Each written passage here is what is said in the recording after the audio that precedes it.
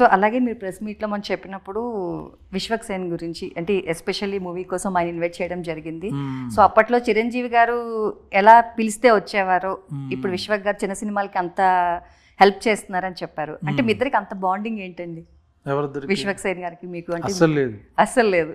Okay, పిలవగానే వచ్చాడు. అంటే ఒక సినిమా చేసాం కానీ హిట్ సినిమాలో ఆయన ఎందుకు పిలాలనిపించింది మీకు? అంటే తన సినిమా 14th ఉంది, తన సినిమాని బాగా ప్రమోట్ చేస్తున్నాడు, ప్రతి సినిమా గురించి మాట్లాడతాడు, ప్రతి ఈవెంట్కి వెళ్తాడు. సో తను యూత్కి ప్లస్ తెలంగాణ ఇక్కడ హైదరాబాదు నాకు ఎందుకు తన ఇష్టం, తను వస్తే బాగుంటుంది అనిపించింది. ఆయన పిలవగానే వెంటనే వచ్చాడు అనమాట. ఓకే, సో రేపు మీరు విశ్వక్ మూవీకి కూడా ప్రమోట్ చేస్తారా ఏమైనా? 100%, నో డౌట్. తను అడగకపోయినా చేస్తారా? నేను మా సినిమా ట్వీట్లు కానీ అన్నీ నేను పోస్ట్ చేస్తున్నాను. ఓకే, అలాగే రష్మిక గురించి కూడా చెప్పారు మీరు. సో రష్మిక దగ్గర మీరు రీసెంట్గా కూడా పుష్పాలో వర్క్ చేశారు కాబట్టి ఆ బాండింగ్ ఉంది అనుకోవచ్చా? మా కాంబినేషన్ తక్కువ యాక్చువల్గా, షూటింగ్లో కలిసి కానీ ఇప్పుడు ఆ ఇంటర్వెల్ సీన్లో ఉంది ఆవిడ అంతే. మాకు డైరెక్ట్గా మా క్యారెక్టర్గా ఆవిడకు ఉండదు. ఆ ఇంటర్వెల్ బ్లాక్లోనే ఆయన తాగేసి వస్తాడు పుష్ప, కాబట్టి పుష్పరాజుతో పాటు వస్తుంది, వెనక్కి వెళ్ళిపోద్ది అదే ఇది. బట్ షూటింగ్లో మేము కలుసుకునేవాళ్ళం. తను అంతకుముందే కూడా భీష్మాన్ని చేశాను. తను very down to earth heroine అని ఫీలింగ్ సెట్లో రాదు.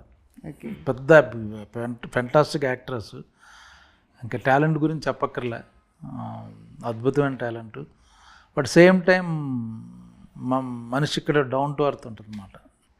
నేను ఒక్క మెసేజ్ పెడితే వెంటనే పాపం వెంటనే చేశాను. ఓకే, అంటే ఓవరాల్గా ఒక మూవీకి ప్రమోషన్ అనేది ఎంత ఇంపార్టెంట్ అని మీరు అనుకుంటున్నారు?